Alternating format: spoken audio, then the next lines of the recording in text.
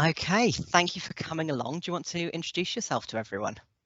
Hi, my name's Kit. I use they, them, or he, him pronouns, and I'm a lecturer and a writer in trans history, and I do trans awareness training as well. Cool. So in terms of your gender, how would you say you identify? I identify as non-binary. Yeah, best way to describe me. Okay. Do you want to tell us a little bit about your transition? Sure. So I came out as trans in 2014. At that point, I'd known for many years that life would have made more sense if I'd been born a gay man, but I didn't know there was anything I could do about that. And obviously, there were lots of factors that made transition easier for me than it is for many others, notably being middle class. But there were still lots of things that were hard about it. I spent a year on a waiting list for a gender identity clinic, which, to be honest, that seems laughably short now, given the waits that people are having to face, but it was the hardest year of my life. It always feels long when you're in it, even if you're not taking up that 5-year wait that we currently have or longer. Sure, yeah. And what was also hard was that there were a lot of people who couldn't accept the validity of my identity because I don't conform to what they thought of as male stereotypes, and I didn't fit what they perceived to be the typical trans narrative of having known when you were from the age of 3 or whatever, and then rigidly conforming to all the stereotypes not associated with the gender you're assigned at birth, and not enjoying anything that is associated with the gender you're assigned at birth. I didn't fit into any of that, and that meant that a lot of people didn't take me seriously or challenge me rather than accepting me. And so a lot of the work that I do now has been kind of organized around trying to prove that that typical trans narrative is not a one size fits all. It's okay if that is how you feel, but it's certainly not something that fits everybody. Yeah, and having you come to speak to our group before, I think you did a really good job then of putting that across. And I must say I do enjoy your work. Thank you. When it comes to that whole not quite fitting in the binary and going through transition when you did, how was that for you? Yeah, to be honest, like many non-binary people, I really downplayed the non-binary aspects of my identity. For the gender identity clinic in particular, I went in there and I was like, I'm just going to tell them that I'm a trans man and I'm going to get what I need out of this. And I was aware at the time that I was kind of perpetuating the problem, because if they never see any non-binary people, they're never going to realize that non-binary people exist. But I also felt like I didn't necessarily want to martyr myself in pursuit of that cause. Like I really needed to get what I needed out of the GIC. And so I was prepared to lie to do that. And I also, with those people who didn't take me seriously, in the end, I turned around and said, oh, it's fine, I'm not non-binary, I'm just a trans man. And they all went, okay, I understand that. And then a few years later, I've had to sort of re-come out to a lot of people and say, actually, I said I was non-binary in the first place, and that is what I meant. It's just that you didn't take me seriously. So I had to go through this really sort of non-linear process of lying about my identity in order to get people to take me seriously enough. So going through a lot more in terms of how people see the binary, a lot more into that mask space than you wanted to, and then kind of wheeling back to where you're comfortable again. Exactly, yeah. Yeah. Okay. So what does it mean to you to be visible as a trans person in the world? I guess as a non-binary person, in a way, you can't choose but be out if you want to be gendered correctly, because it's very, very rare that people are just going to look at you and see you as non-binary until proven otherwise. People, come out of the society that we're in and judge you as male or female. And so if you want to be gendered correctly, you need to tell them. So in a way, visibility has never felt like perhaps as much of a choice for me with my non-binary identity as it might for trans men or trans women.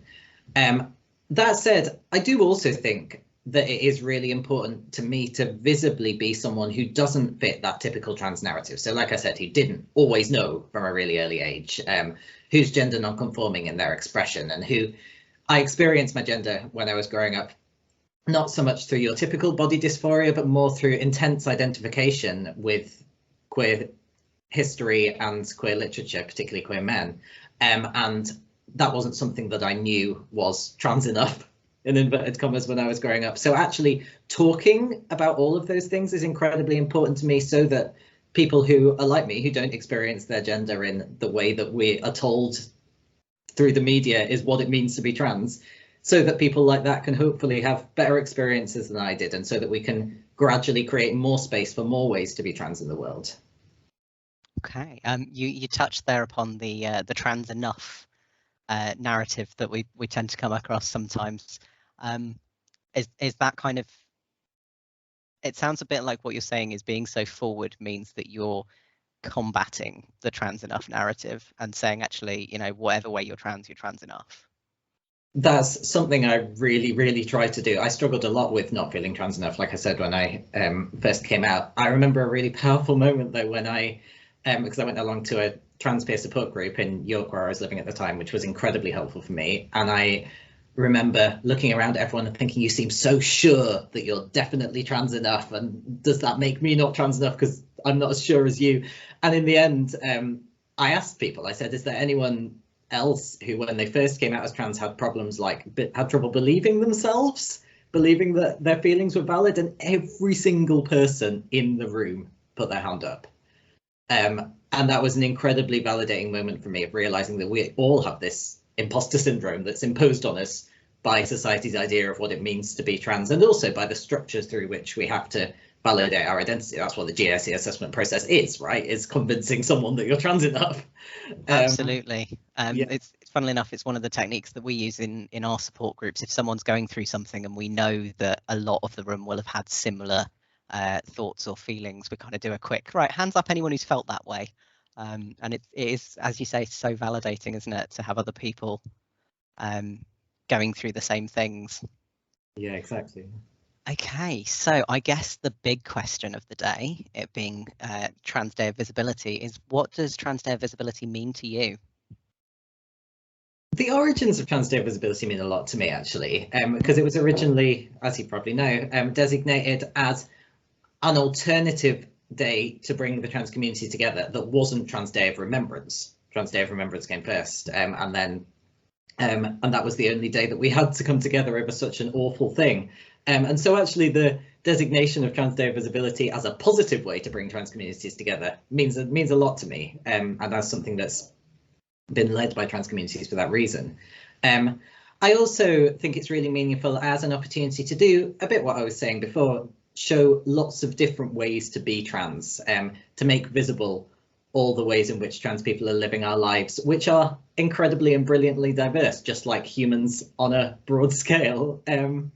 And the more that we can do that, the more we can create and take up space for people doing that in lots of different ways. And so that's really meaningful to me too. Yeah, the joyous side as well as the let's have a remembrance of all the people we've lost. Absolutely. So if you're only giving one piece of advice, and I know there is much advice that can be given, but for an aspiring ally who's watching this and thinking, right, what can I do to make things better for trans people? If you were only going to give one piece of advice, what would that be? What's your key takeaway? One piece of advice is certainly really tough, but what I would say, having thought about this, is don't feel you have to argue with transphobic people on the terms that they've set. And I mean that because that just draws attention to transphobic arguments, and it accepts that the arguments they want to have are worth having. When actually, a lot of the time, the arguments transphobic people want to have are meaningless, have been argued over and over again and disproven. And instead, what you can do, rather than arguing with transphobic people on the terms that they've set, amplify trans people's voices and causes, because often those are where the really meaningful and necessary conversations are happening, not in the Twitter thread started by a transphobe that's having the same debate that people have been having since 1973. Okay. And final thoughts to leave this on, what would you want to say to all the other trans people out there who have maybe yet to find their voice? I have a few things to say. I want to say, first of all, you don't owe anyone anything, because whatever level of visibility is right for you at whatever time in your life is what you should be doing. Trans Day of Visibility is an opportunity and not an obligation. Love that. I want to say, secondly, that if you're wanting to be able to speak up but not feeling able to, know that whatever you see in the media, there are so many more people who support us than there are against us. And most importantly, you have a trans community that will fight for you and that will nurture you. Find your people. Don't feel like you have to be visible alone. Do that together.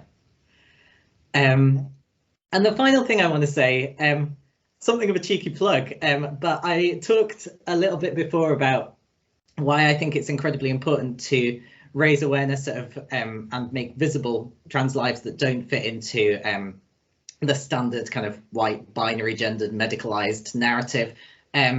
I've got a book coming out in June this year it's called Before We Were Trans, A New History of Gender. And it's the history of exactly those people who don't fit the mold, a global history of gender nonconformity, of all those people who don't fit neatly into that modern Western idea of what it means to be trans. And busting some myths about how we normally talk about trans history. So if that sounds up your alley, give it a Google. I'd love to be able to share some of those stories with you. Okay, well, I know what I'm buying soon. Right, so Heyam, thank you very much for coming along and speaking to us. Thanks so much for having me.